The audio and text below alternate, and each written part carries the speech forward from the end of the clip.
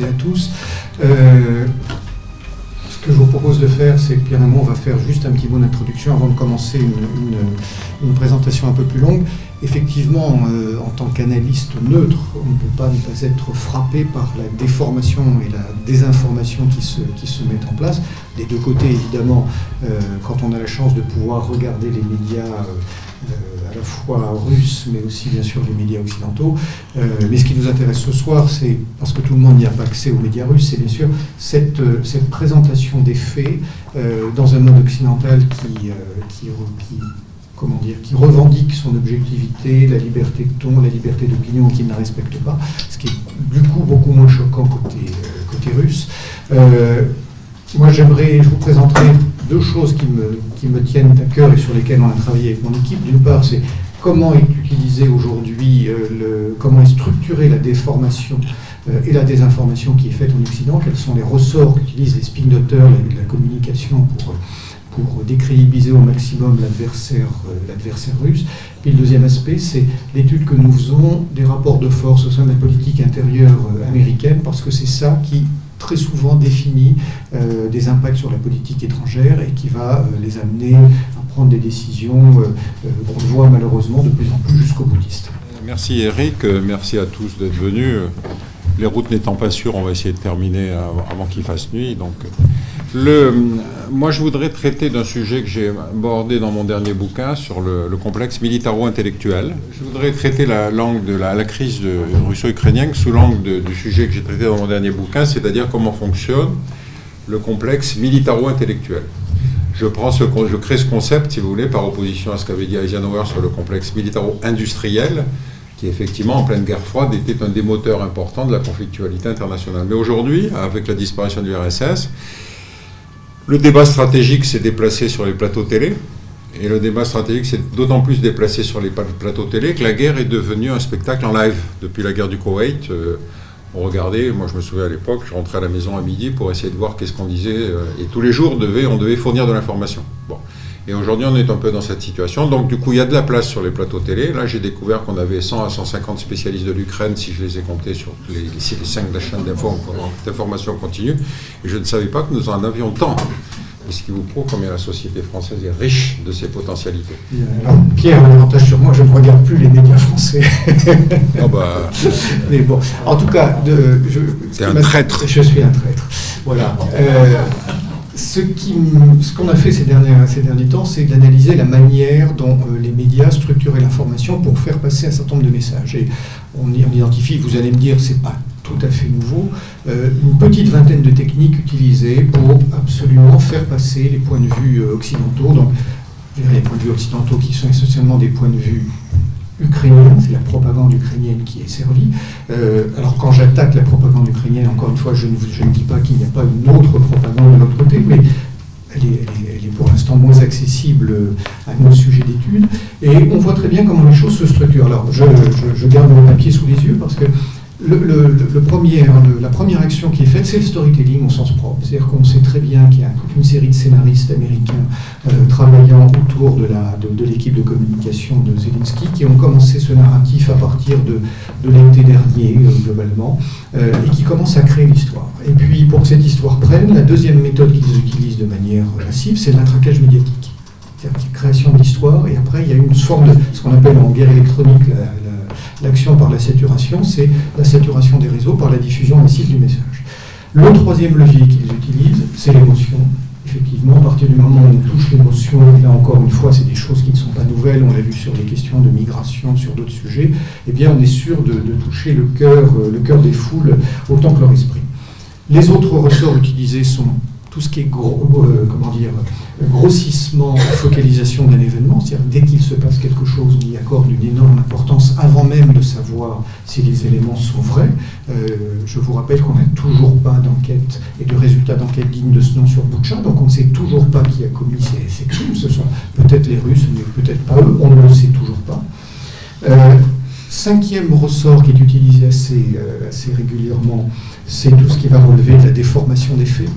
C'est-à-dire qu'on prend des faits réels et on les déforme pour aller dans le sens de ce qui nous intéresse. Alors, on a relevé, je vais vous donner quelques exemples au fur et à mesure, on a relevé ça notamment dans la presse britannique, lorsqu'ils ont diffusé des photos montrant des Tupolev et des chasseurs Sukhoi survolant soi-disant la frontière russo-ukrainienne pour préparer un bombardement. Ils avaient tout simplement pris des photos du défilé du 9 mai d'année d'avant, qui diffusait dans la presse en disant voilà, il y a un avion escorté par un certain nombre de chasseurs qui reviennent d'une zone de bombardement. Alors, ce qui est très astucieux de leur part, c'est que la presse britannique a prédit, mais on s'excuse, on s'excuse.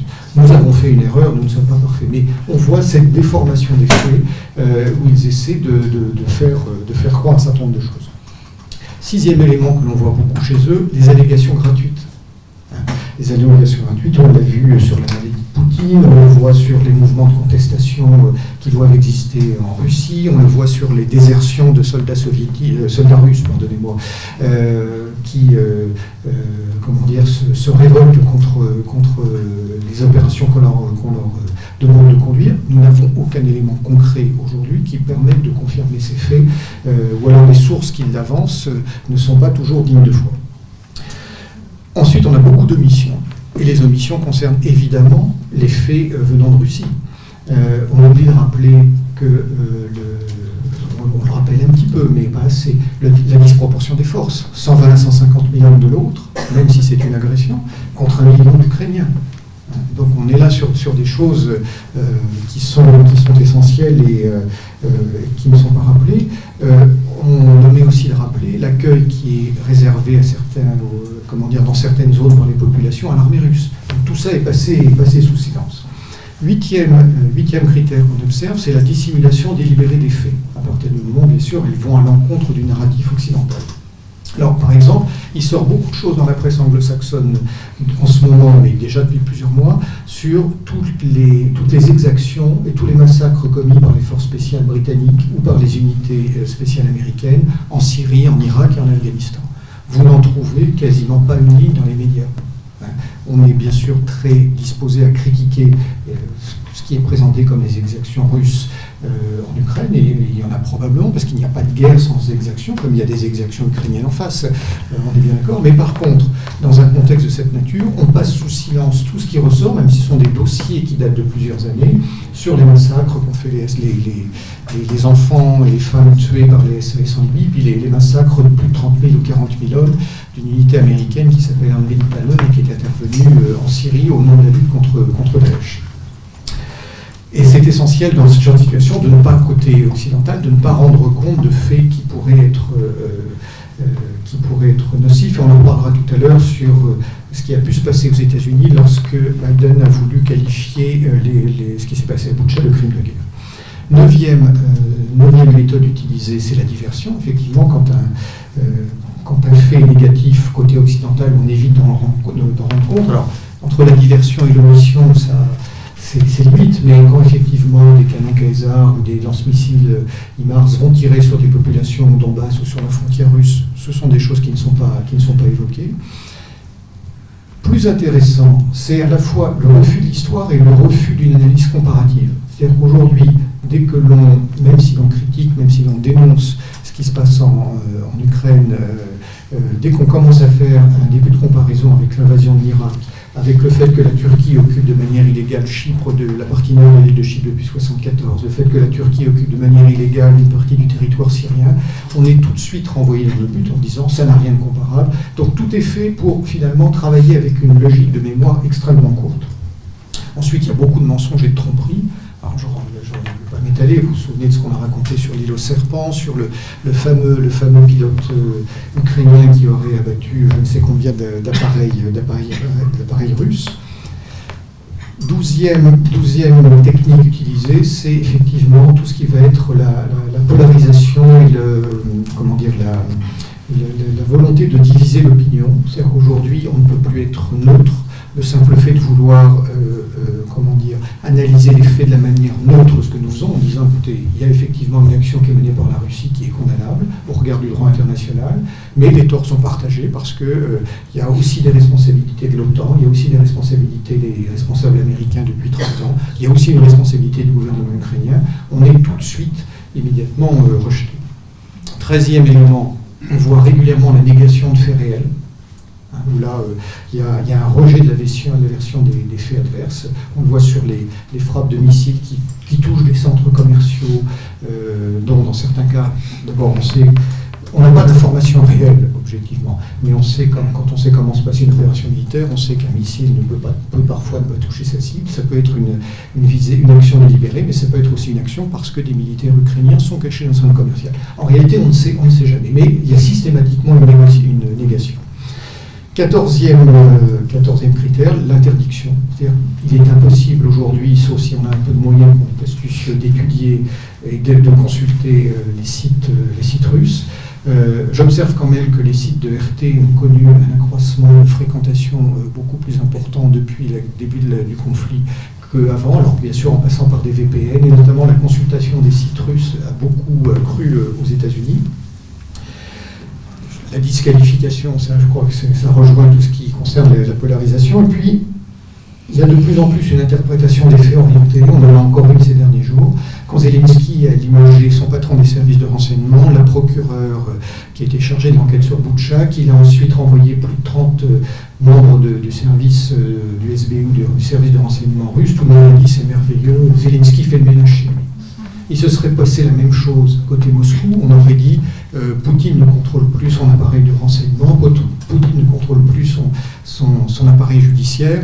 Encore une fois, il ne s'agit pas de dire que c'est bien ou c'est vrai, mais ça vous montre cette interprétation erronée des faits. Et puis, dernier critère, c'est bien sûr la diabolisation, sans réfléchir, bien sûr. Poutine, c'est Hitler. Et donc, si on met je crois que j'en suis à 17 ou 18, si on met ces 18 techniques d'argumentation et de contre-argumentation qui sont utilisées. Encore une fois, elles ne sont pas nouvelles, on les observe à travers l'histoire. Il y a même un certain nombre d'entreprises comme Thales qui, il y a encore une dizaine d'années, avaient essayé de créer des logiciels à partir notamment des écrits de Schopenhauer sur comment on peut faire de l'argumentation et de la contre-argumentation. Mais on le voit aujourd'hui par le menu dans la présentation qui est faite par les médias occidentaux. Alors, encore une fois, quand on regarde ce qui se passe en matière de diffusion d'informations côté russe, on observe aussi, bien sûr, un certain nombre de déformations et de désinformations, puisque la chose qui est très intéressante dans cette période, c'est que la propagande que les deux camps font ne marche que sur leur propre opinion.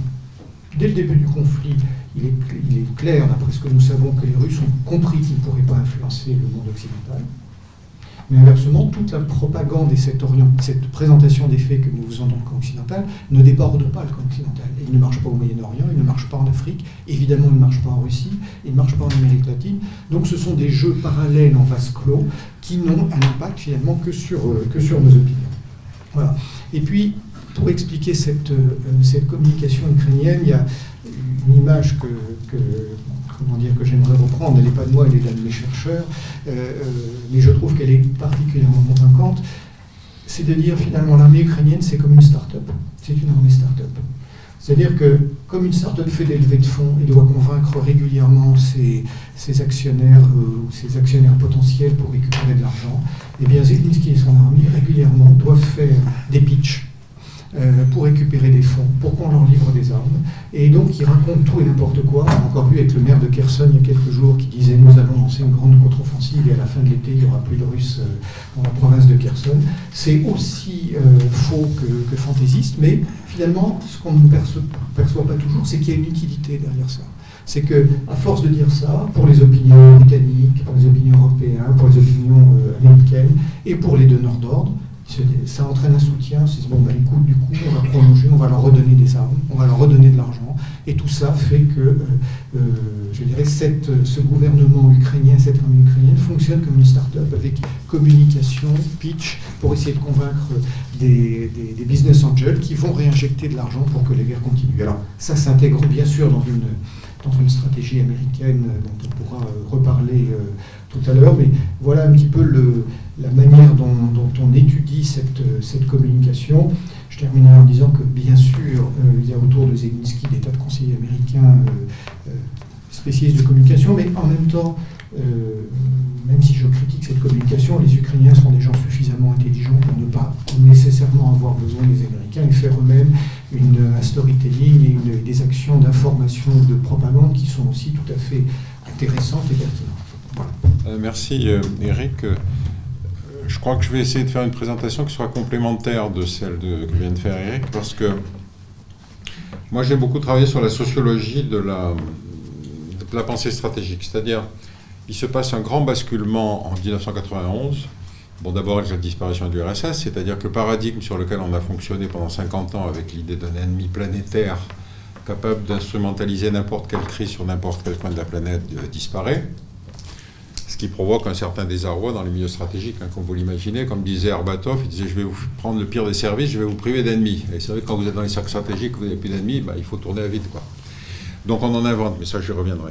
L'autre point important, c'est la guerre du Koweït, parce que la guerre du Koweït, si vous voulez, rappelez-vous, toujours pareil, phénomène médiatique, l'armée irakienne était la 4e armée du monde.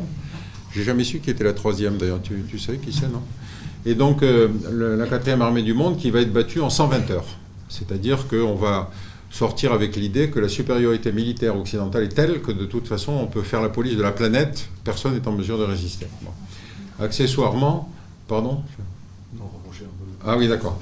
120 heures, donc vous voyez, ça fait 5 jours, alors que les chaînes de télé étaient là depuis 6 mois. Rappelez-vous qu'il y avait un ultimatum lancé par l'Occident pour qu'ils se retirent. Bon. Donc tous les jours, il fallait fournir de l'information. Et donc la guerre devient un spectacle en live. Moi, je me souviens, je rentrais à la maison, je regardais sur la 5, qu'est-ce qui se passait, etc. Mais il ne se passait rien. Mais il fallait créer de l'information. Et aujourd'hui, avec la multiplication des chaînes d'infos en continu, on voit bien que tous les jours, si vous voulez, en gros, une chaîne d'information en continu, ça fait 10 minutes à peu près d'information réelle. Ensuite, il y a de la pub. Et puis ensuite, le reste, ça doit être des plateaux télé, des plateaux de discussion. Donc, effectivement, il faut, grosso modo, 4 personnes. Si on fait un plateau pendant... Non, ça dure rarement les 3 quarts d'heure qui restent. Donc, il faut 2 à 3 plateaux. 2 à 3 plateaux, si vous calculez sur 5 chaînes, vous voyez à peu près l'appel que ça crée. Alors, la règle du jeu, mais ça, j'y reviendrai, c'est qu'il ne faut pas dire qu'on ne sait pas. Si vous allez sur un plateau télé... si on vous dit qu'est-ce que pense Poutine, vous n'allez pas dire je suis désolé, je ne l'ai jamais rencontré. Donc vous allez dire non, mais Poutine, et hop, vous allez prédire, peu importe après, puisque de toute façon il n'y a plus de responsabilité. Bon. Alors, j'ai donc essayé de démonter, si vous voulez, ce qui constitue la trame, si vous voulez, d'argumentaire dans ce conflit. Bon. Moi je suis d'accord avec Eric, il y a une agression, ça c'est certain, de toute façon je ne vais pas la contester, il y a une agression militaire. Il faut en comprendre les origines et il faut en comprendre les qualificatifs, il faut comprendre les processus ensuite de discrimination entre l'un et l'autre. Alors, bon, le déclenchement du conflit, d'abord, il faut trouver un bon terme. Alors lui, il a trouvé opération militaire spéciale. Nous, on avait été beaucoup plus créatifs. Il y avait la pacification en Algérie, il y avait l'appel d'un pays allié, ça a été le Mali, on a eu la croisade avec Bush. Enfin, donc, vous voyez, il faut trouver des termes. Lui, il a des conseils qui ne sont pas très bons en matière de communication, Poutine. Bon. Enfin, donc il y avait de quoi faire. La guerre de libération, par exemple. Vous savez que le Texas a été annexé par les États-Unis parce que c'était une guerre de libération. Hein. Évidemment, les populations américaines étaient... Donc, je ne vous ai pas fait une liste exhaustive parce que ça vous lasserait, mais c'est pour dire qu'il faut dire à Poutine qu'il change de conseiller en communication. Deuxième chose très intéressante, on présuppose que les Russes ont un culte de la guerre et Poutine n'en est que la consécration. Alors, il y a un article d'Isabelle Mondreau dans Le Monde du 24-25 avril qui dit effectivement que les Russes ne connaissent que cette mode de gestion de la relation. Bon, le fait qu'on ait fait une vingtaine d'interventions militaires depuis la guerre du Koweït ne compte pas, parce que nous, c'était le bien. On était motivés par le bien et la gentillesse et par le fait de vouloir sauver toutes ces populations. Donc, vous avez effectivement le bilan de nos interventions à nous sont quand même un bilan catastrophique. C'est-à-dire que le Moyen-Orient est aujourd'hui dans une espèce de pagaille absolument effrayante. Et donc, on n'a jamais dressé, si vous voulez, ce constat-là en disant tiens, les Américains ont un culte de la guerre. On a eu un président qui s'appelait Chirac qui a refusé d'y aller, mais ses 2 successeurs se sont précipités pour aller reprendre la roue des Américains. Bon, donc, culte de la guerre. 3e argumentaire, si vous voulez, le menteur. Poutine est un menteur. Bon, en fait, il n'y a pas besoin d'être dictateur pour être menteur. C'est-à-dire, quand vous pensez à George Bush, je veux dire, vous n'avez pas besoin d'être dictateur. Vous pouvez le faire dans la plus grande démocratie du monde. Alors, j'ai trouvé un truc très rigolo. C'est un site qui s'appelle le Fast Checker du Washington Post, qui a considéré que Donald Trump, pendant ses 4 ans de mandat, avait fait 30 573 mensonges ou approximations. C'est quand même pas mal. Avec certains jours, plusieurs des fois par jour. Alors, son chef-d'œuvre, c'est quand il conseille sur le Covid de boire de la Javel. Dans une conférence qui fait, je me souviens plus, j'avais noté la date, mais enfin vous cliquez sur Internet. Bon, et on voit son conseiller médical qui est à côté, le pauvre qui se tient la tête comme ça en se cachant. C'est absolument prodigieux. Bon. Donc, encore une fois, le mensonge n'est pas une caractéristique de la dictature, c'est même une caractéristique de la politique, si vous voulez. Bon. Alors, deuxième aspect qui me paraît très important aussi, c'est que c'est un conflit dans lequel il y a une guerre des mémoires, parce que chacun des deux va construire son argumentaire autour de son histoire. Or, aucun des deux ne l'assume complètement, son histoire. Parce que quand vous avez d'un côté l'Holodomor, c'est-à-dire ce massacre par la faim, qui va faire entre 3 et 4 millions de personnes qui vont mourir de faim avec des faits de cannibalisme, etc., le tout pour payer l'industrialisation forcée que va faire Poutine. Mais qu'en même temps, vous avez... Staline, oui. Je vieillis. Et donc, qu'après ça, vous avez le récit de la Grande Guerre patriotique, c'est-à-dire l'armée rouge va venir libérer l'Ukraine de la mainmise des nazis, etc. On a en fait une guerre des mémoires qui est très intéressante parce que vous avez des héros qui sont contestés. Par exemple, Stepan Bandera a été tout à la fois fasciste et en même temps résistant pour les Ukrainiens. Donc, c'est le fait que, par exemple, Poutine dise qu'il faut dénazifier l'Ukraine. Bon, ça veut dire qu'il va prendre l'exemple, effectivement, de ces divisions ukrainiennes qui avaient rallié l'armée allemande, qui ont d'ailleurs participé à la Shoah, il ne faut pas se le cacher. Et puis, quand vous vous dites que les Allemands arrivent après l'Holodomor et que ces Allemands vont exécuter en priorité les commissaires politiques et les membres du Parti communiste, vous ne vous étonnez pas qu'il y ait des Ukrainiens qui se soient ralliés à l'armée allemande. C'est-à-dire cette logique-là, il faut aussi la comprendre vue de l'intérieur. Et ce n'est pas le qualificatif nazi 50 ans après qui va suffire à disqualifier quelqu'un. Nous, on passe notre temps à dire que Marine Le Pen est fasciste, mais elle n'a jamais rencontré Mussolini. C'est-à-dire c'est un argumentaire de débat politique, si vous voulez, mais ça n'a plus de réalité historique. Bon. Ce qui est intéressant dans cette guerre des mémoires, c'est qu'effectivement, aucun des deux n'assume son passé. L'interdiction par Poutine de l'association mémoriale, c'est-à-dire ce travail extraordinaire que faisait cette association pour collecter à la fois le nom des victimes qui n'ont jamais été dressées, les victimes du communisme, mais aussi le nom des responsables. Or, quand Poutine lui-même est un ancien du KGB et qu'il a peut-être certains de ses petits camarades, si vous voulez, qui pourraient apparaître, effectivement, le mieux, c'est de casser le thermomètre, c'est-à-dire de faire disparaître l'association mémoriale. Mais de l'autre côté, si vous voulez, les Ukrainiens n'ont jamais assumé leur propre responsabilité, notamment dans les grandes poussées antisémites, et en particulier dans le massacre de Babi Yar, qui est un des plus effroyables massacres commis par l'armée allemande, dans lequel les miliciens ukrainiens ont participé. Bon. Accessoirement, ils ont aussi massacré les Polonais en 1945, mais en fait, tout ça, c'est pas grave. Il faut écrire une histoire héroïque. Bon. Cette histoire héroïque, encore une fois, il faut être vraiment une démocratie mûre comme l'a été l'Allemagne, si vous voulez, pour faire ce retour sur son propre passé et reconnaître ses responsabilités.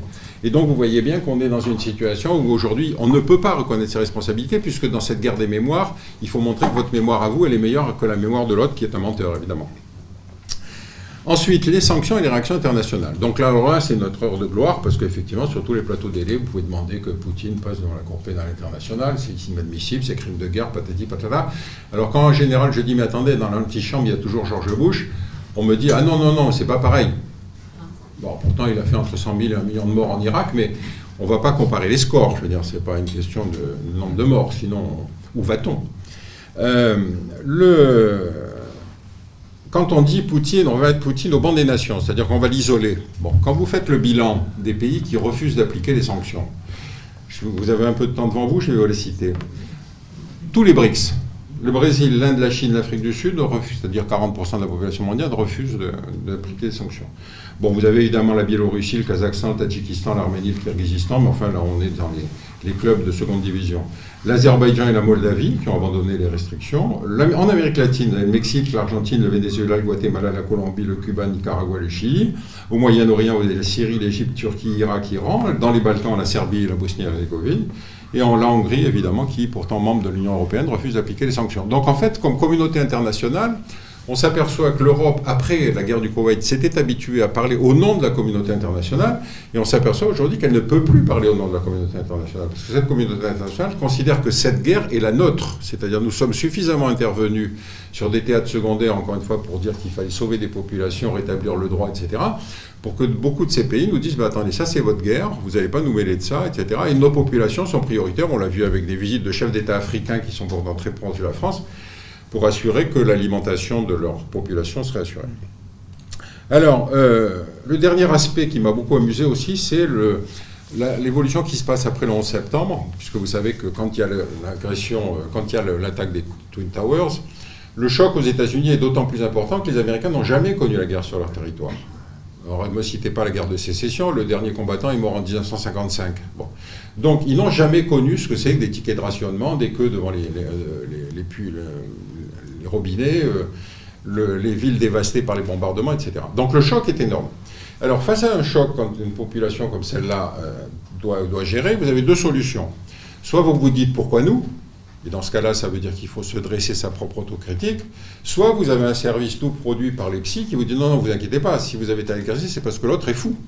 Et c'est là que le rôle des psys, si vous voulez, à partir de ce moment-là, ils deviennent, si vous voulez, ils ont leur rond de serviette sur tous les plateaux télé.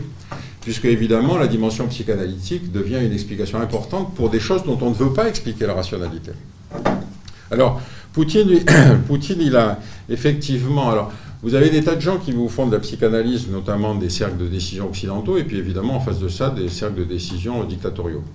Bon, moi, pour avoir participé à un certain nombre de décisions dans une démocratie qui s'appelle la France, je peux vous dire que l'explication rationnelle de certaines décisions, j'ai toujours un peu de mal, quoi. Bon, donc c'est pas grave, parce qu'encore une fois, la clé, tant qu'on ne l'a pas vécu de l'intérieur, et qu'on ne sait pas comment fonctionne un homme politique, si son siège est menacé, s'il y a les élections municipales qui arrivent, etc., mais qu'il n'y a plus l'ennemi majeur qui était l'URSS, la motivation de la décision internationale est une motivation de décision intérieure.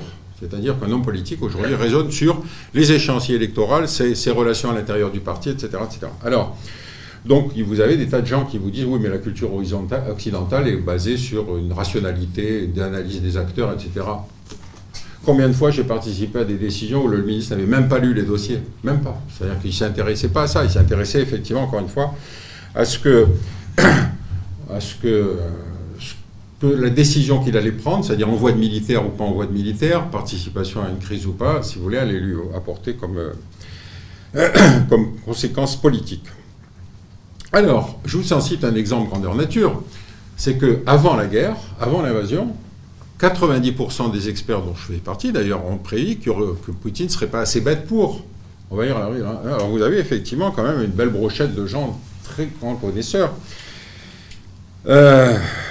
Vladimir Fedorovski,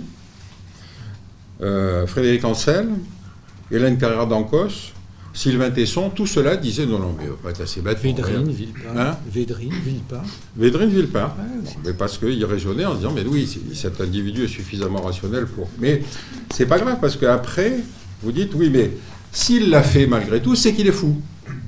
Et donc là, vous renversez, si vous voulez, dans la charge de la preuve, du côté des psys, qui vont se livrer, effectivement, à quelque chose que Freud a toujours refusé, c'est-à-dire diagnostiquer un individu qu'on n'a jamais rencontré. Bon. Alors, vous avez plusieurs catégories d'explications sur Poutine. D'abord, vous avez l'explication médicale.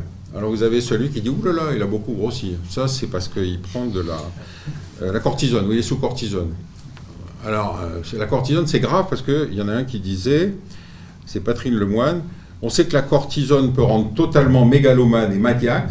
Vladimir Poutine explique tout le temps que c'est les autres qui font ce qu'il va faire, il envahit, il dit qu'on va l'envahir. Et il pose son diagnostic. Je pense que c'était assez équilibré tant qu'il n'avait pas eu de la cortisone, mais la cortisone a fait flamber cet aspect paranoïaque. Donc ne prenez pas de cortisone. Surtout si vous voulez avoir gardé de bonnes relations avec votre famille. Vous avez un ministre britannique, David Owen, qui est lui-même un neurologue, et qui disait, lui, que par contre, Poutine, enfin pas par contre, il disait que Poutine suive d'une espèce de syndrome d'hubris. Il est paranoïaque, c'est parce que effectivement, il souffre d'une énorme distorsion de la personnalité causée par un pouvoir extrême. Moi, j'en ai connu d'autres qui n'étaient pas des dictateurs et qui souffraient d'une espèce de... Enfin, et donc, il souffre d'une altération du jugement et une diminution de la conscience du danger. Donc, c'est le pouvoir absolu qui détériore le cerveau humain. Donc là, vous avez un diagnostic médical. Comme je vous disais, Trump avait conseillé de boire de la javel pour lutter contre le Covid, mais il n'y a aucun psychanalyste qui s'est penché sur le personnage. Enfin, si, non, j'exagère. En fait, ils se sont beaucoup délectés, si vous voulez, de la personnalité de ce type, qui, encore une fois, était le président de la plus grande puissance du monde, quand même. Ensuite, vous avez les explications machiavéliques. En fait, Poutine joue au fou pour qu'on croie qu'il est fou, parce qu'en fait, il n'est pas fou. Et donc, c'est une manière, si vous voulez, de pervertir la perception par l'autre. Et donc, vous avez un chercheur de l'EHESS, qui s'appelle Viktor Shostakovsky, Ça donne bien quand on a un nom comme ça, parce qu'on pense que ça fait spécialiste de la Russie. Et il dit « Le biais mental n'est que le résultat de notre perplexité et notre incompréhension face à l'impensable. » Évidemment, si effectivement on n'est plus pas capable de penser, ça veut dire que l'autre peut jouer sur vous.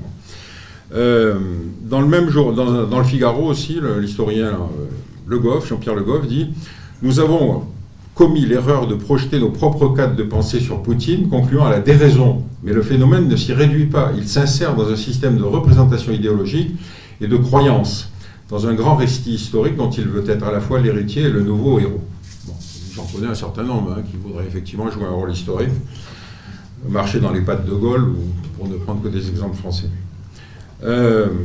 Et puis, dernière gamme d'explications, c'est qu'en fait, fondamentalement, Poutine est un tchéquiste, c'est-à-dire c'est un hérité de la Tchéka, de la police secrète donc créée par le régime communiste.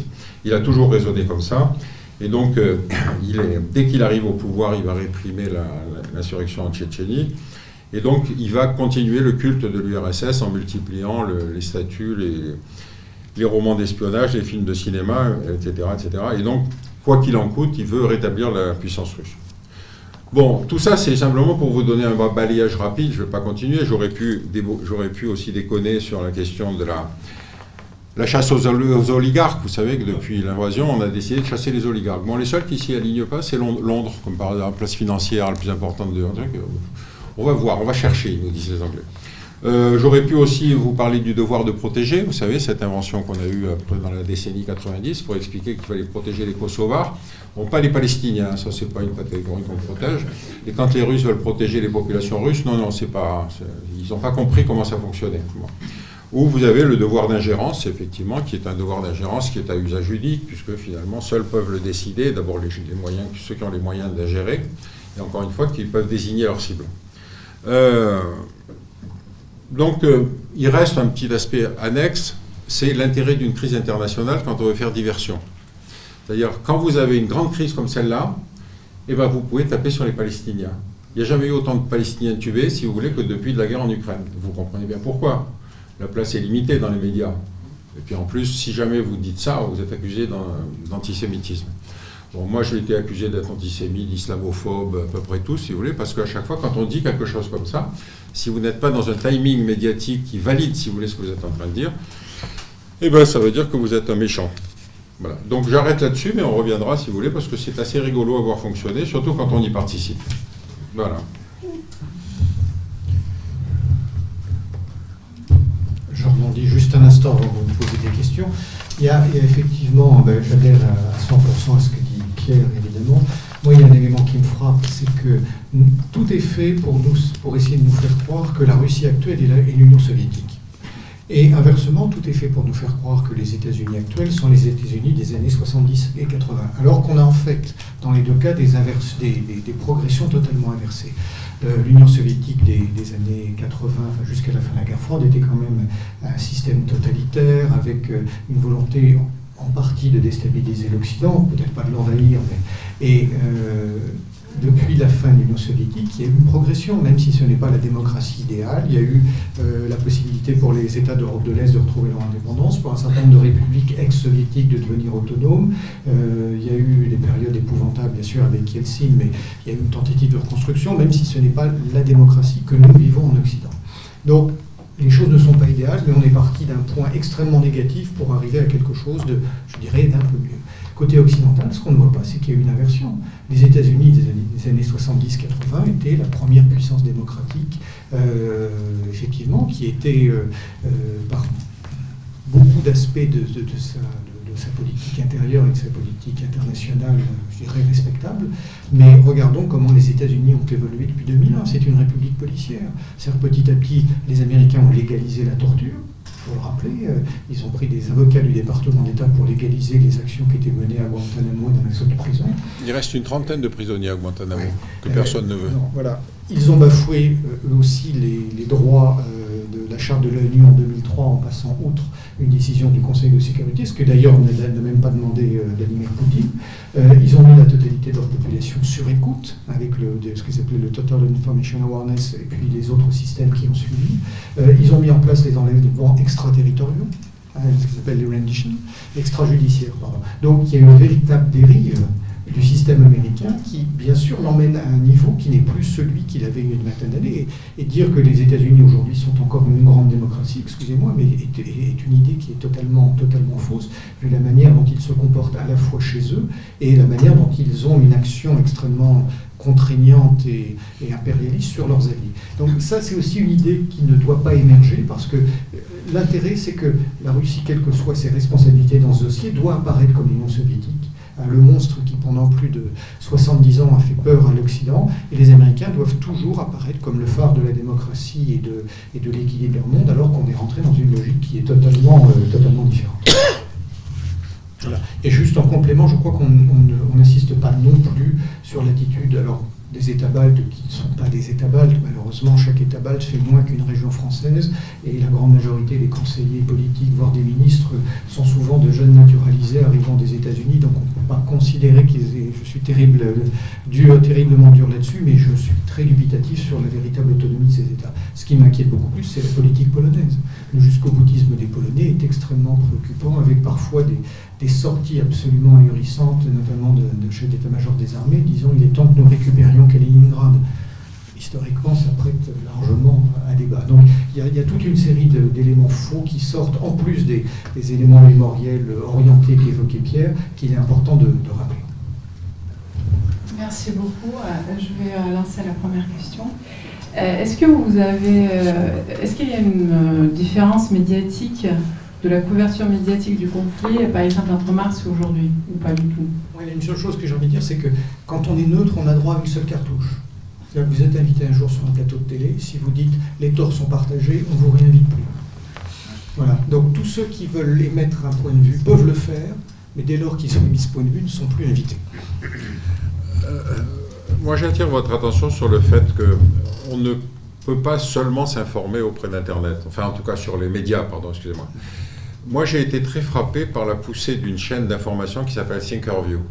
Thinkerview, c'est une bande de joyeux copains qui ont décidé de faire une espèce de série d'interviews avec des personnalités du XXe siècle, qui laissent parler aussi longtemps qu'ils veulent. On ne connaît même pas l'animateur. Moi, je connais son prénom, je ne sais même pas son nom de famille, d'ailleurs, j'en ai rien à faire.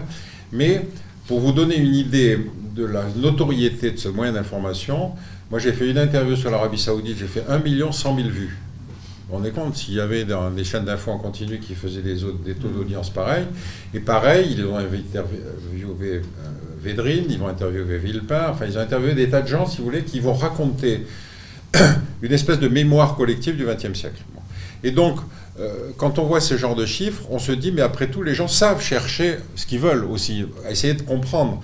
Donc, il ne faut pas prendre les médias comme cette espèce de monopole qui serait aujourd'hui les seuls à pouvoir informer, si vous voulez.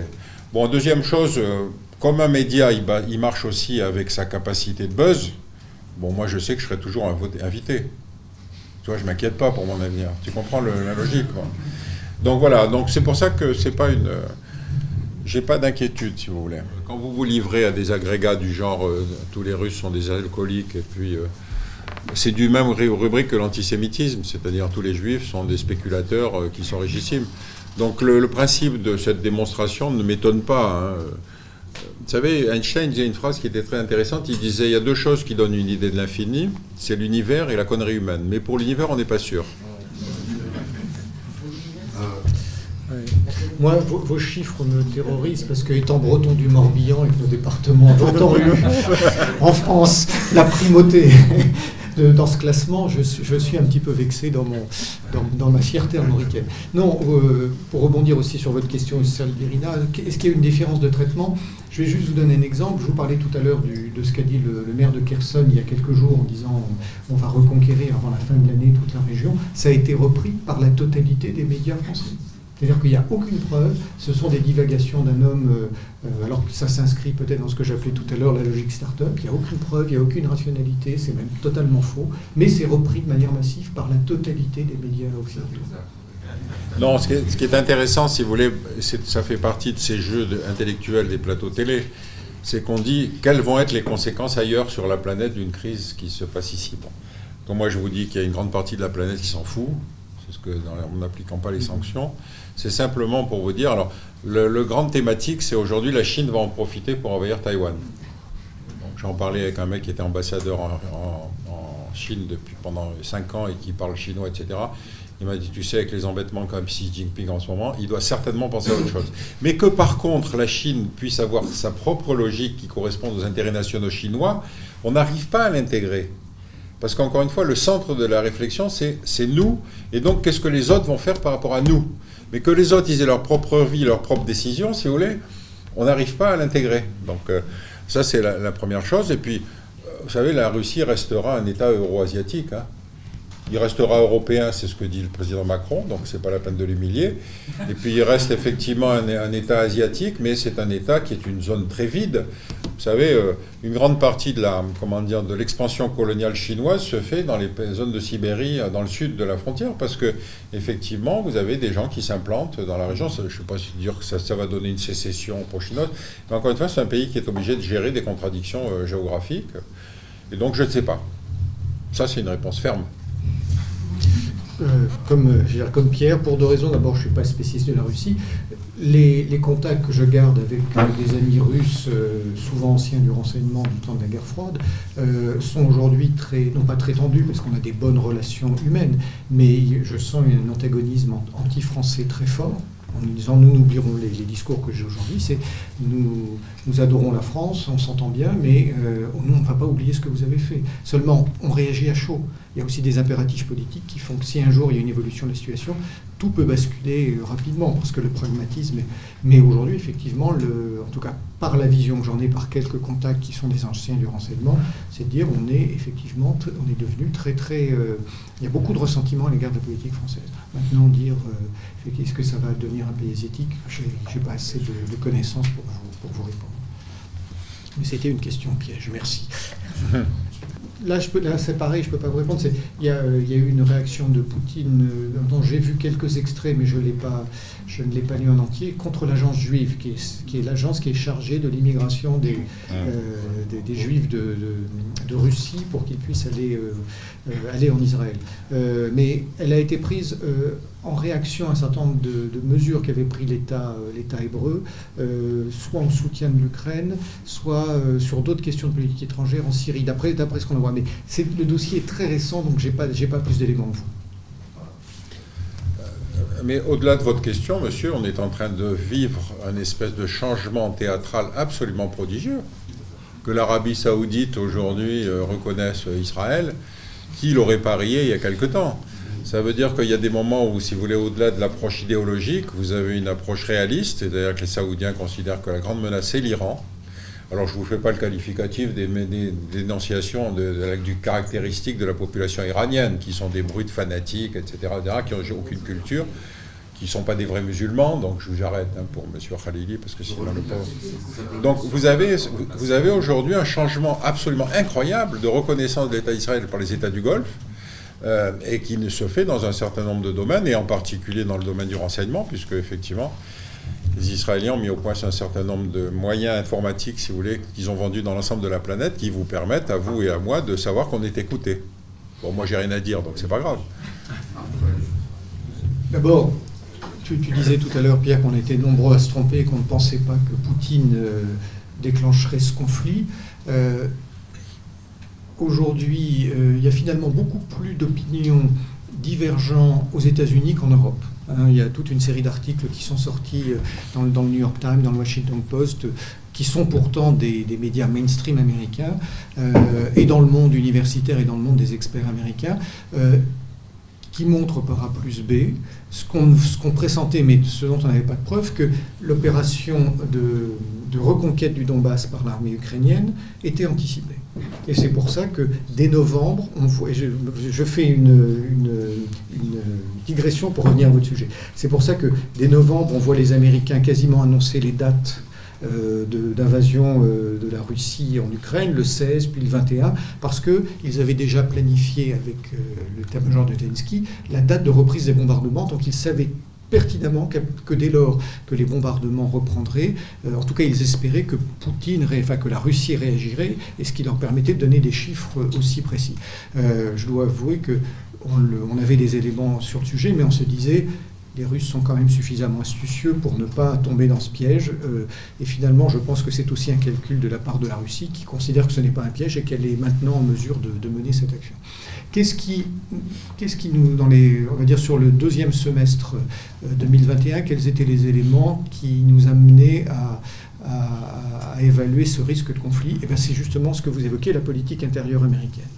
Vous savez qu'aux États-Unis, il y a un budget qui est normalement voté sur les 4 ans de la présidence, puis ils refont des politiques budgétaires année après année, et le Congrès a la possibilité de bloquer la politique budgétaire. Et ça s'est passé à plusieurs reprises, c'est ce qu'on appelle le séquester, c'est-à-dire qu'à un moment donné, aux États-Unis, tous les fonds sont bloqués, les fonctionnaires ne sont plus payés, les grands ministères comme le Pentagone ne peuvent plus faire des engagements de dépenses, et dès l'arrivée de Biden, il n'a eu qu'une autorisation d'engagement budgétaire sur 1 an.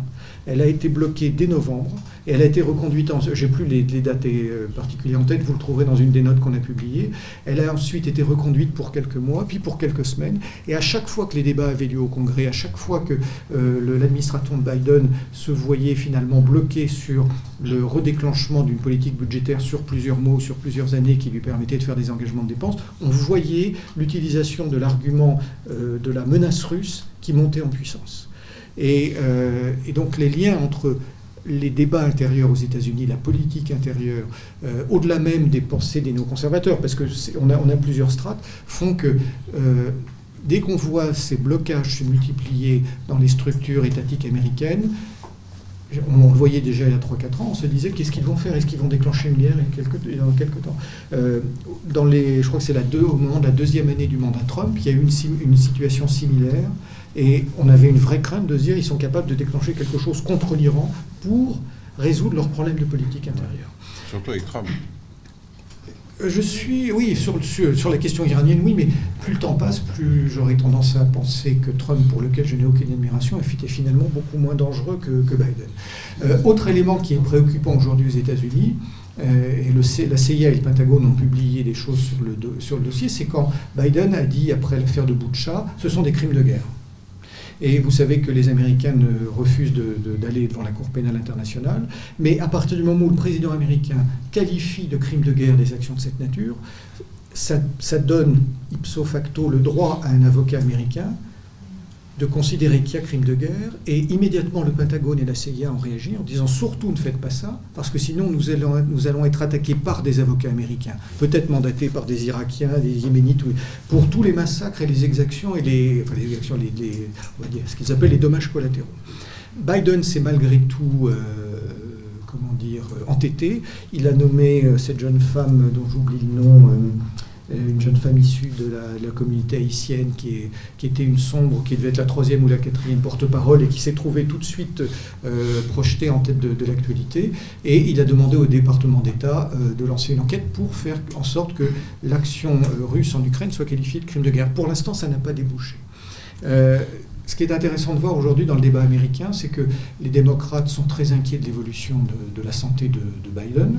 Il se demande s'il va terminer son mandat. Il est extrêmement impopulaire.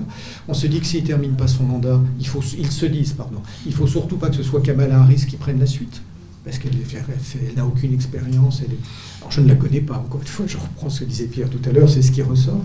Et ils sont en train de réactiver la disposition juridique qui fait qu'un président américain doit être nécessairement né sur le sol américain, qui avait été levée pour Barack Obama. Et là, ils essaient de la remettre pour empêcher Kamala Harris d'arriver au pouvoir, ce qui fait que dans l'ordre protocolaire, ce serait Anthony Blinken, le secrétaire d'État, qui, en cas d'impeachment ou de maladie de la part de Biden, prendrait le pouvoir. Alors, Blinken, sous des airs extrêmement policés, extrêmement discrets, est presque un faucon. C'est quelqu'un qui est extrêmement virulent, notamment dans la politique anti-russe. Et puis il y a les midterms qui vont arriver. Les démocrates vont probablement perdre les 2 chambres, le Congrès, et donc ça peut avoir un impact intéressant. Mais on est dans l'aveuglement, mais honnêtement, les questions de politique intérieure, de rapport de force, d'engagement de dépenses sont des éléments clés. J'insiste sur un point, ces derniers temps, le Pentagone était absolument excédé, parce que pour le renouvellement de ses matériels, il doit, avec ses sous-traitants, leur passer des contrats d'engagement sur plusieurs années, et le blocage des politiques budgétaires l'empêchait de faire. Donc, par certains côtés, le Pentagone poussait à la guerre. D'ailleurs, ce qui s'est passé, c'est dès le début du conflit. Tout ça a sauté. Ils ont pu faire des engagements de dépenses sur plusieurs années. Alors en ce moment, le Pentagone freine parce que son objectif final, c'est de préparer l'armée à un conflit avec la Chine.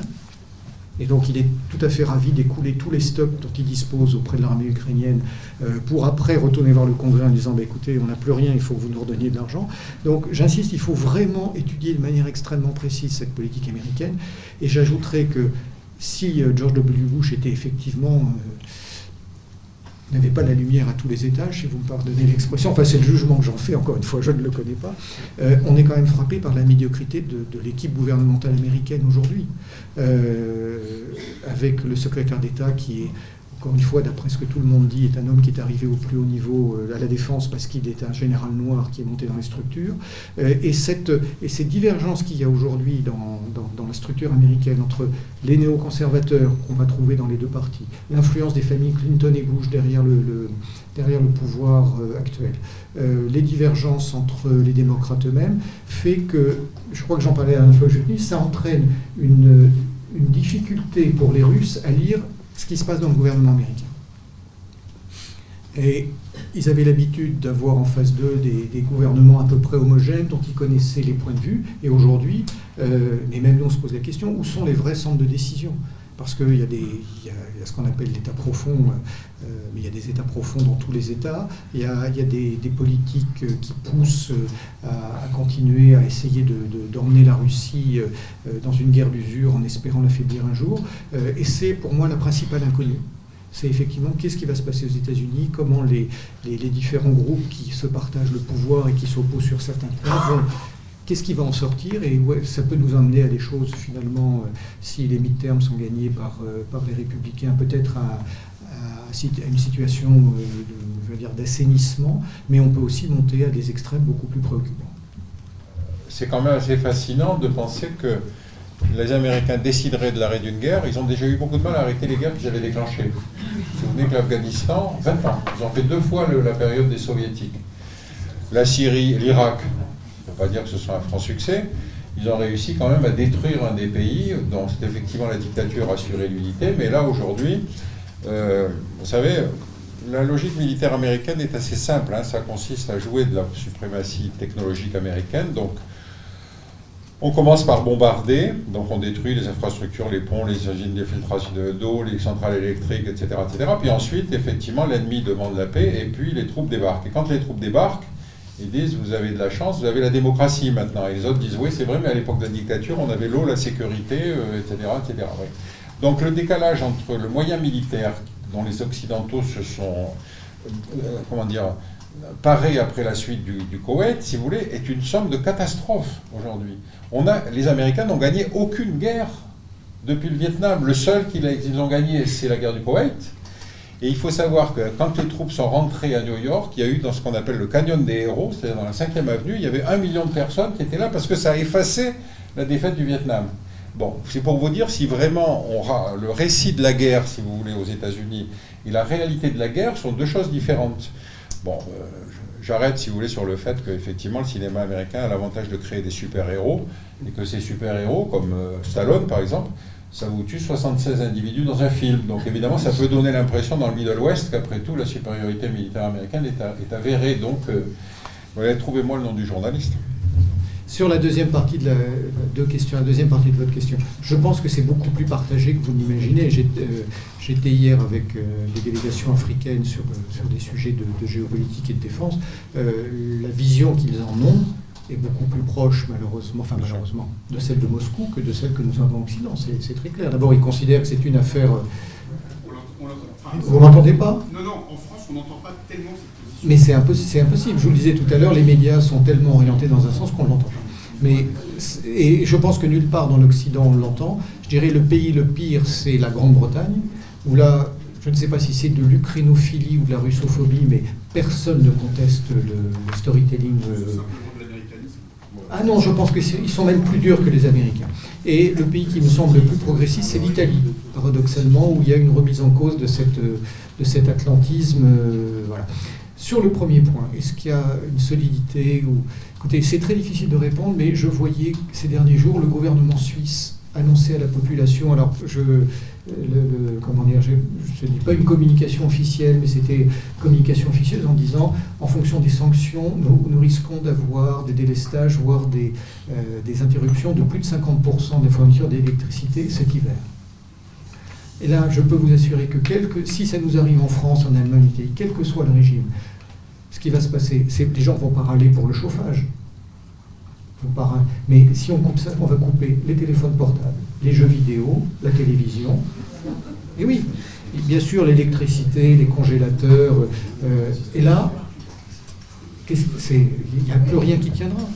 Parce que même si on bloque les exportations, même s'il y a moins de moutarde dans le rayon, même si on s'alimente moins, les gens tiennent. Mais vous leur coupez les téléphones portables, la télévision et les jeux vidéo, ça va exploser.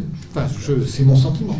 Et là, je ne sais pas si c'est des choses qui sont vraiment prises en compte, parce qu'on joue avec le feu en matière d'approvisionnement énergétique.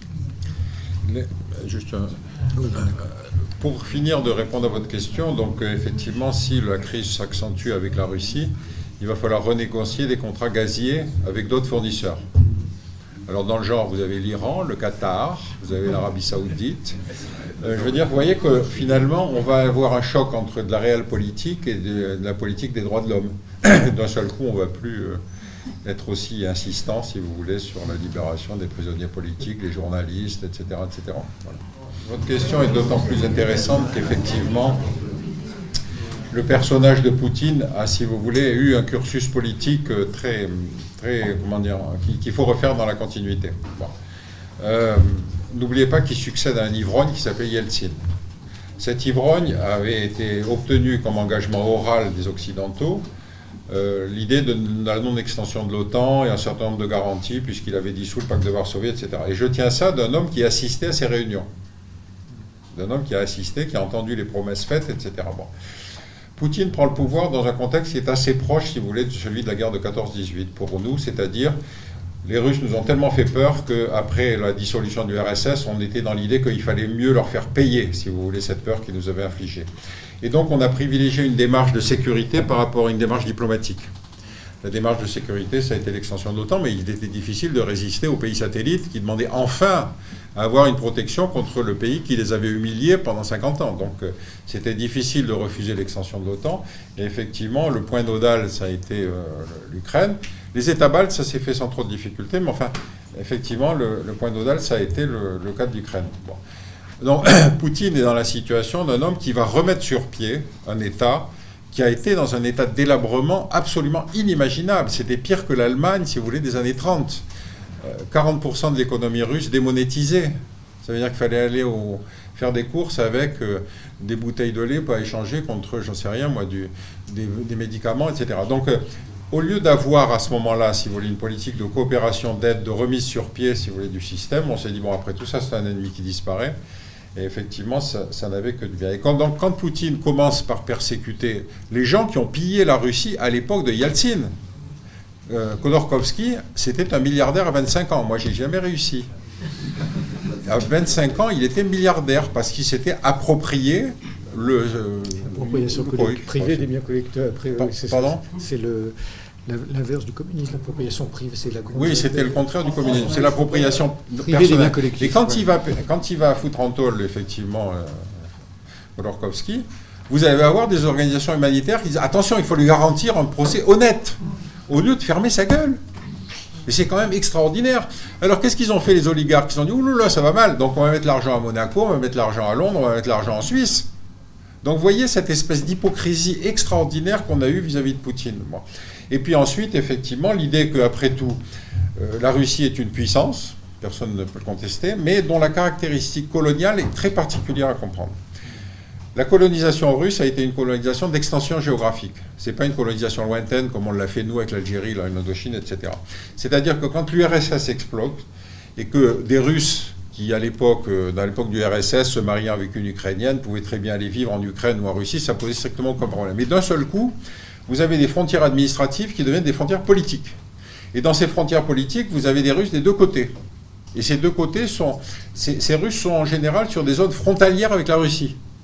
C'est-à-dire que vous avez une espèce de crise de conscience de la Russie, ou si vous voulez cette espèce d'écroulement de l'ancien empire est aussi un écroulement dans la colonisation.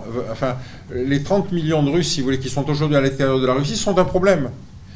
Nous, quand on quitte l'Algérie et l'Indochine, si vous voulez, c'est fini, on n'en parle plus, il n'y a plus de suite, etc. Mais là, le problème est vital. C'est dans la manière dont on réglera la question des minorités russes en Ukraine qu'on aura la jurisprudence qui va suivre. Et donc, si on ne le fait pas dans une formule diplomatique, rien n'interdit de penser qu'effectivement, Poutine, fort de son succès, pourrait ensuite poursuivre au Kazakhstan, dans d'autres pays périphériques, pas dans les États baltes parce qu'ils sont couverts par l'OTAN. Mais enfin, en gros, le problème, il va au-delà, si vous voulez, de cette discussion franco-française qu'on a aujourd'hui. Est-ce qu'il peut y avoir un changement d'attitude des Américains? Oui. Les Américains nous ont toujours habitués à faire des changements de portage à 180 degrés, généralement sans en prévenir leurs alliés européens. On l'a vu sur la Syrie, on l'a vu sur d'autres.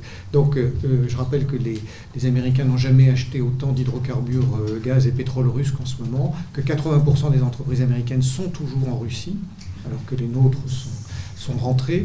Et ainsi, à un moment donné, ils considèrent que leurs intérêts sont mis en jeu, soit pour des questions économiques, soit par rapport à une autre menace. Ils sont capables de changer très rapidement parce qu'ils sont très pragmatiques. L'Europe suivra, mais l'Europe en paiera encore plus les pots cassés. À mon sens, ne sera pas prévenue. Là, j'extrapole des situations passées, je ne peux pas être devin. Mais et puis l'establishment européen fait un petit peu ce que lui demande Washington. Aujourd'hui, quelle est l'autonomie réelle de nos dirigeants politiques dans les différents États par rapport à ce que veulent les Américains? Elle est quasiment nulle aujourd'hui. Qui peut prendre quel État, même s'il est excédé par l'atlantisme, est capable de prendre une position politique différente de celle de Washington? Il y a finalement à sa façon que Viktor Orban qui s'inscrit en faux contre cette logique.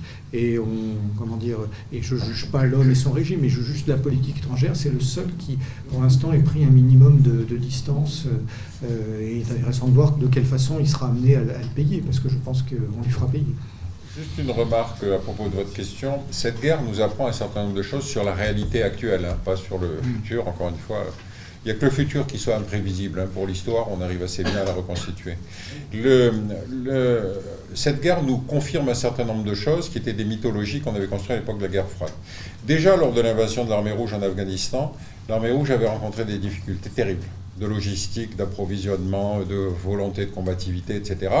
Mais à l'époque, des observateurs qui allaient souvent en Afghanistan, comme Olivier Roy, disaient « mais c'est bizarre, c'est une armée qui ne sort pas de ses cantonnements, etc. etc. » Bon. Mais comment pouviez-vous penser détruire, si vous voulez, ce mythe de l'armée rouge omnipotente dans un moment où c'était la guerre froide? Donc on vous disait, cher ami, laissez ces choses-là à des spécialistes, et d'ailleurs on a un programme d'armement qui se développe, il est hors de question de le remettre en question. Cette guerre confirme le mauvais état de l'armée russe. Cette guerre, on la voit, effectivement, rappelez-vous, l'offensive devait prendre Kiev, elle s'arrête à la frontière. Bien avant Kiev, elle se redéploie complètement, elle piétine, etc. etc. Bon. Pourquoi je vous dis ça? Parce qu'encore une fois, le sort n'est pas joué. Quand on commence une guerre, en général, on a toujours des conseillers autour de vous qui vous expliquent « Chef, vous savez, on a une armée formidable, on va vous faire ça vite fait, bien fait, etc. » Les Finlandais, ils avaient un peu résisté à l'époque dans la grande époque de l'armée rouge, quand effectivement les Soviétiques ont envahi la Finlande, et ils en ont gardé un souvenir bien... Les Soviétiques en ont gardé un souvenir douloureux. Donc encore une fois, le match n'est pas joué.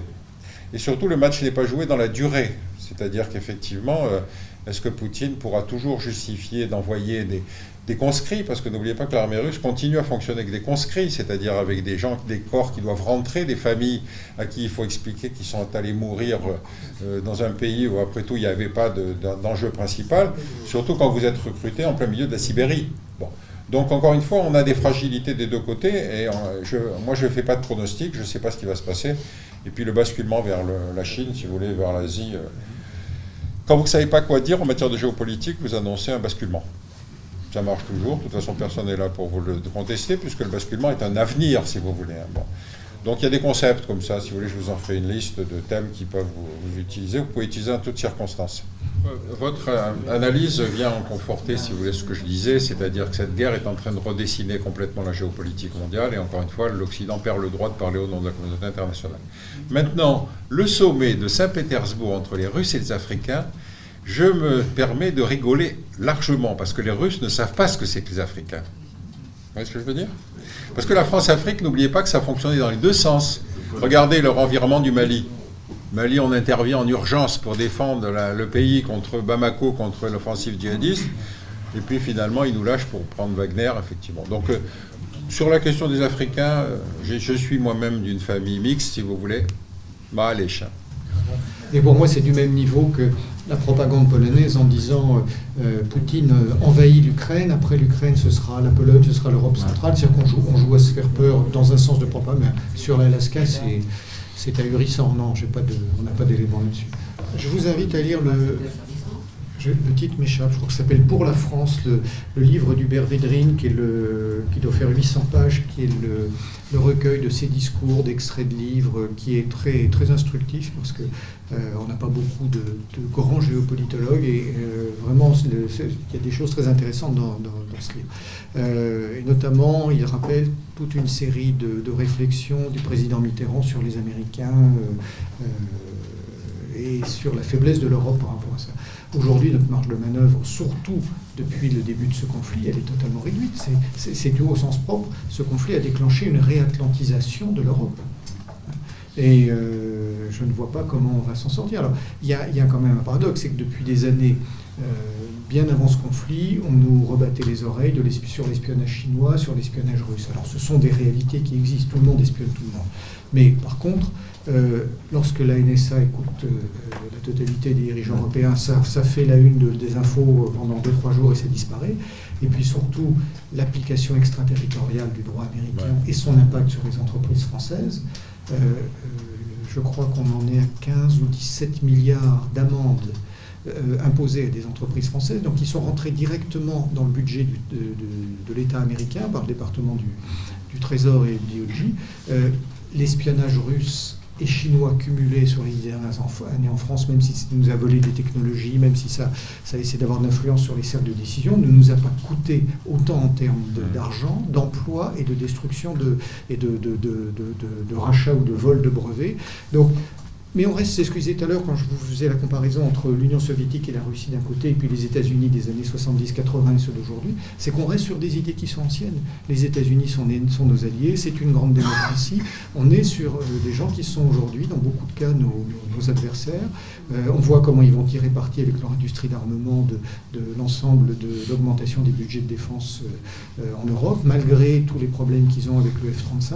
Donc petit à petit, c'est un assommoir qui se met sur l'Europe. Alors, moi, il ne me surprend pas, parce qu'il n'y a encore que les Français pour penser qu'une défense européenne est possible. Et il y a 20 ans qu'on croit ça, et il y a 20 ans que tous nos partenaires européens nous montrent chaque jour, qu'ils soient italiens, allemands, néerlandais, belges, qui n'y croient pas un instant, et que pour eux, il n'y a que l'OTAN. Donc, monsieur disait, quand est-ce qu'on va se réveiller? Le problème, c'est qu'il y a très très longtemps qu'on est endormi sur beaucoup de sujets.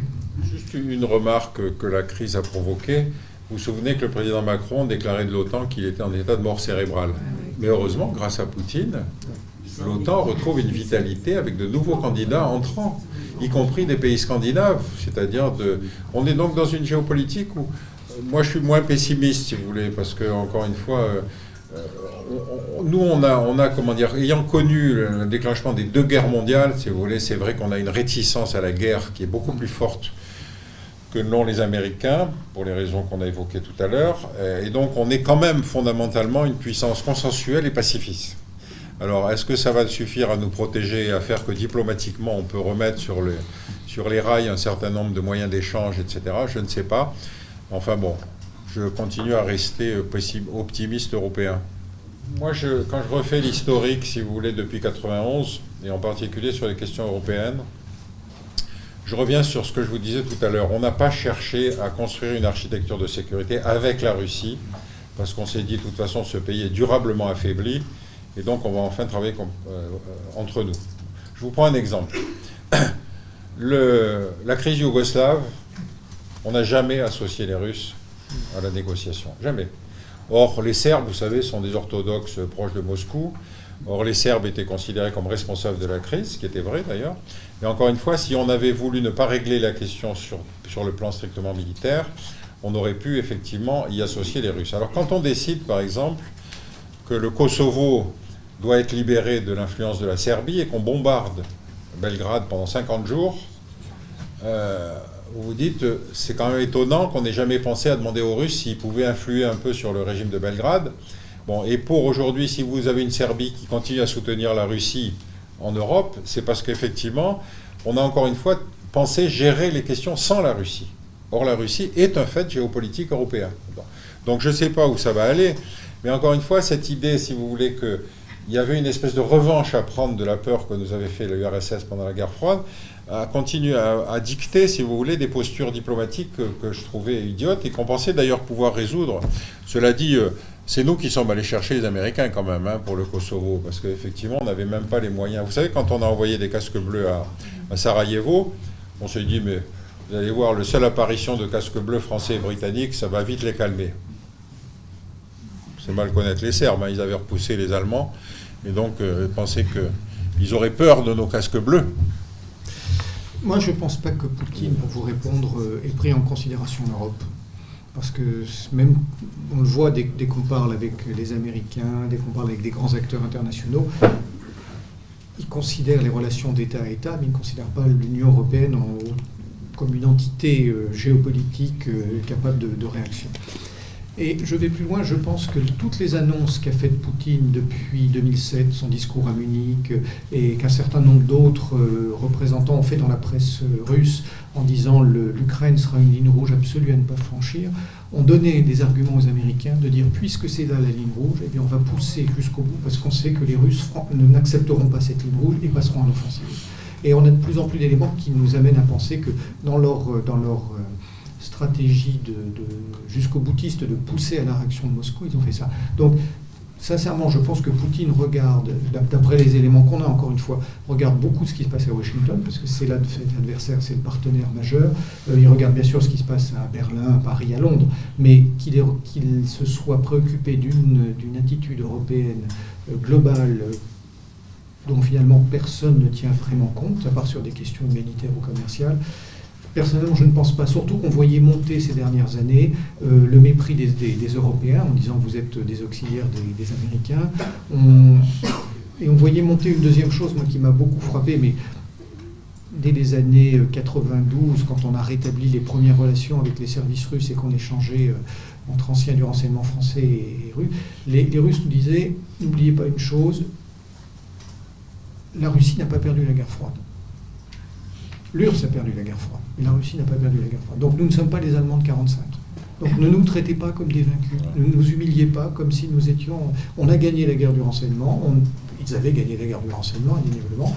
Nous avons perdu la guerre des idées politiques, puisque le système libéral est quand même bien meilleur que le système totalitaire, mais ne nous traitez... à la différence de l'Allemagne, aucune force étrangère n'est rentrée en URSS, en Russie du coup.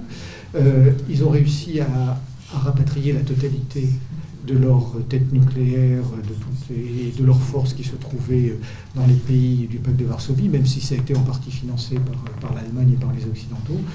Ils ont quand même fait preuve on est obligé de le reconnaître, de toute une série de bonnes volontés et de comportements maîtrisés qui n'a rien à voir avec l'Allemagne vaincue. Et finalement, quand on revient un petit peu en arrière, on se demande si toutes ces affirmations qui n'ont cessé d'être faites depuis 20 ans n'ont pas nourri la stratégie américaine en disant on sait qu'à partir de ce moment-là, ils réagiront, et ben poussons-les à ce niveau-là et on verra comment ils font. Et donc voilà, mais je dirais que c'est un stratagème qui a fonctionné dans la mesure où les Russes étaient d'accord, où Poutine était d'accord, parce que je pense qu'il d'une certaine façon il y trouve un intérêt.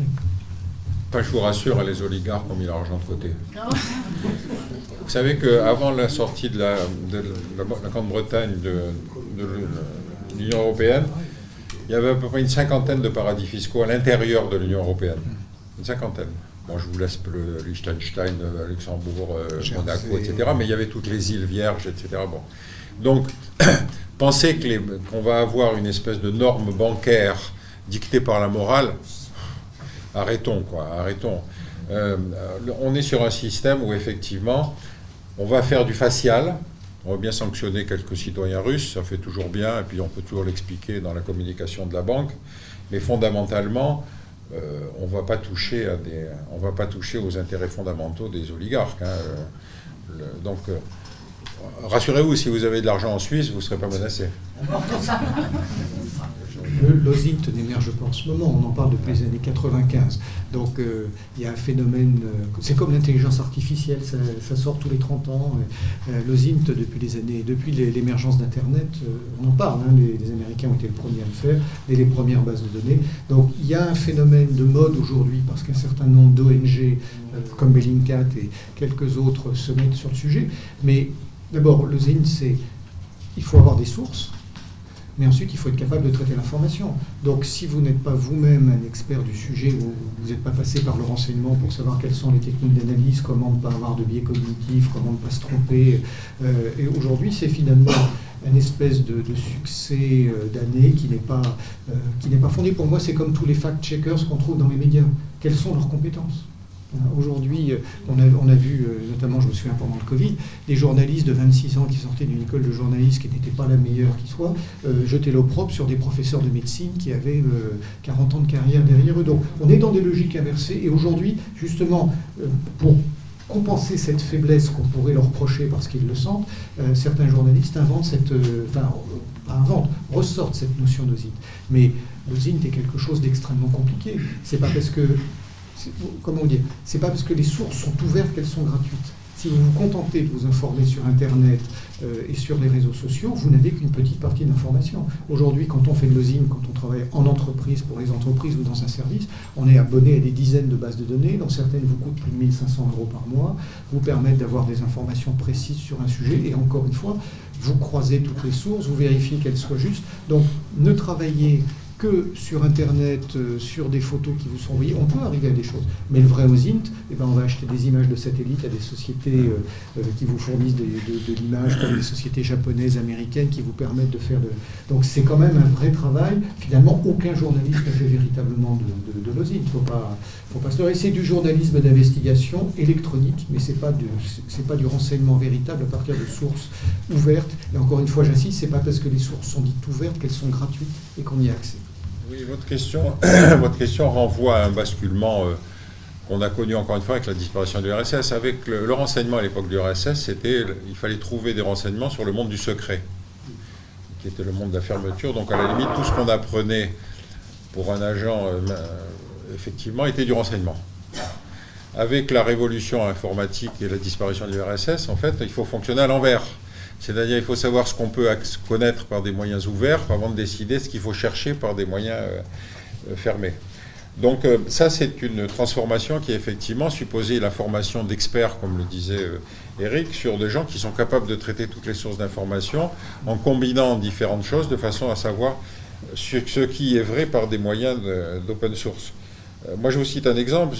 Il y a quelqu'un qui a fait ma biographie sur Wikipédia. Il y a une erreur dedans. Je n'ai jamais corrigé. Mais je me suis dit, on va voir. Si tout le monde le prend, on va voir. Vous voyez ce que je veux dire ? Comment, finalement, on accorde une fiabilité à quelque chose, mais parce que Wikipédia est une formidable source d'information. C'est vrai, on l'utilise tous. Aujourd'hui, on a beaucoup d'éléments, et même des déclarations qui montrent que les Américains ont fait pression sur les Français et les Allemands pour qu'aucun des accords de Minsk 1 et Minsk 2 soit respecté. Et Angela Merkel a dit elle-même que c'était fait pour gagner du temps. Donc, je ne sais pas si vous vous souvenez, au début du conflit, les Américains ont dit on a d'excellents renseignements et on va les révéler au fur et à mesure pour montrer à quel point nous lisons dans le jeu soviétique. Et donc, bien sûr, c'était faux. C'était faux, parce que même si les services russes sont probablement perdus un peu en qualité depuis la période des tchéquistes, le jeu n'est pas véritablement équilibré. Et donc, à partir de ce moment-là, il est très probable que les informations dont disposait Poutine sur la stratégie américaine étaient, je dirais, aussi fournies que celles que les Américains disposaient dont les Américains disposaient sur la stratégie russe. Comme je vous le disais, jusqu'au dernier moment, on pensait qu'il n'irait pas. Et que moi, l'une des idées qu'on avait, c'est qu'il va ridiculiser les Américains qui ne cessent de donner des dates en disant c'est le 16 février, c'est le 21 février, et à chaque fois on voyait Maria Zakharova dire ben voilà, on est le 16 février, on a bien dormi, il ne s'est rien passé, la guerre n'a pas eu lieu. Et je pense que sincèrement, c'est le déclenchement des bombardements, la reprise des offensives, le déclenchement des bombardements dans le Donbass qui ont fait que la goutte d'eau a fait déborder le vase. Mais après, c'est très difficile. On n'a pas d'informations sur ce qui s'est passé au sein du système de décision russe. Donc finalement, on interprète beaucoup, nous, aujourd'hui, ce qui se passe à partir des révélations qui commencent à être faites côté américain. Et on n'a pas assez d'éléments pour juger ce qui s'est passé côté russe. Les accords Minsk 1 et 2, bon, moi je ne connais pas les textes, c'était une tentative diplomatique pour essayer de résoudre, encore une fois, une crise qui avait éclaté bien avant, hein, puisqu'il y a eu à peu près 13 000 morts sur la ligne frontière. Bon. Mais Poutine a de mauvais conseillers diplomatiques. Il aurait dû demander le devoir d'ingérence, la protection des minorités. Je veux dire, c'est ce qu'on a fait, nous, je ne sais où, combien de fois. Donc il aurait pu. Non, mais il ne l'a pas fait juridiquement. C'est ça que je veux dire. Il le présente politiquement. Mais c'est à l'ONU qu'il fallait aller pour dire, mais il y a des populations qui sont massacrées. Notre devoir est de les protéger parce que justement, on renversait... C'était demandé, en plus c'était les Français et les Allemands qui ont garanti. C'était un document juridique. Non, mais on est d'accord qu'il y avait...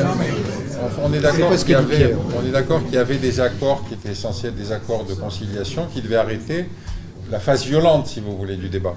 Mais à partir du moment où effectivement les hostilités reprennent, Poutine aurait très bien pu placer le problème exactement comme on l'a fait pour le Kosovo. Il faut etc., obtenir une validation de l'ONU pour le fait de protéger des populations qui sont massacrées. Bon, c'est tout, mais c'est juste un petit détail. Mais on ne peut pas connaître tous les arcanes du droit onusien, surtout quand il est utilisé déjà avec une jurisprudence très aléatoire. On n'a jamais protégé les Palestiniens, vous avez remarqué? Oui, je dis ça comme ça. Hein. On devrait demander la nationalité ukrainienne. Bah oui, c'est vrai. Vous avez raison, oui, c'est vrai. Dernière question. C'est vrai qu'ils devraient demander ça. Encore une fois, moi, ce qui m'intéresse, c'est ce mode de décision ici, si vous voulez, ce complexe militaro-intellectuel. Pourquoi je vous dis ça? Parce que il y a à peu près 400 crises à la surface de la planète. Si vous regardez un truc qui s'appelle les mondes rebelles, si vous voulez, qui est un recensement exhaustif de tous les lieux dans lesquels vous avez des populations en état d'insurrection, de conflit, etc. Bon. À partir de 91, du moment qu'aucune de ces crises ne peut être instrumentalisée par la grande puissance planétaire qui était l'URSS, si vous voulez, ça devient open bar. Et donc, vous avez tout un certain nombre de gens qui vont accéder au plateau télé, dont un certain nombre très connus comme BHL, qui vont effectivement venir dire « je viens de tel endroit, il y a un massacre en place, et donc il faut intervenir ». Il interpelle directement le politique, non pas en passant par le Parlement, mais en passant par l'interpellation de l'immédiateté du plateau télé. Bon. Et comme le politique, lui, il a son agenda, et qui se dit « mais si je déclenche l'envoi de troupes, est-ce que ça me rapporte, est-ce que ça me coûte, etc. » Donc on est sur un système qui s'est totalement dérégulé. Donc ce qui fait qu'aujourd'hui, vous pouvez avoir des massacres en quantité, qui ne sont pas dans l'agenda, dans le haut du panier. Hein. Donc ce que disait, je crois que c'était madame, effectivement, c'est vrai que s'il y a une crise en Mongolie, on ne va peut-être pas se manifester tout de suite. Mais si Poutine décide demain de défendre les populations russes du Kazakhstan, ce n'est pas l'OTAN qui va s'en mêler. Donc on est sur une géopolitique qui s'est totalement transformée et dans lesquelles, effectivement, il faut des gens qui aient une vision planétaire, si vous voulez, pour arriver à comprendre quelles sont les lignes de force qui sont en train de se dessiner. Mais encore une fois, gardez bien à l'esprit qu'une guerre, on sait la déclencher, on ne sait pas l'arrêter. Hein. Et donc très souvent, ce n'est pas celui qui pense la gagner qui la gagne. Regardez, 20 ans d'armée américaine en Afghanistan pour finalement se retirer de manière assez honteuse, si vous voulez, exactement comme l'avait été la guerre du Vietnam. Écoutez, je vais finir sur quelque chose que j'ai lu chez François Brenet de Chateaubriand, la mémoire d'outre-tombe, qui disait « Placées aux deux extrémités de l'Europe, la France et la Russie ne se touchent point par leurs frontières. Elles n'ont point de champ de bataille où ils puissent se rencontrer. Elles n'ont aucune rivalité de commerce et les ennemis naturels de la Russie sont aussi les ennemis naturels de la France. »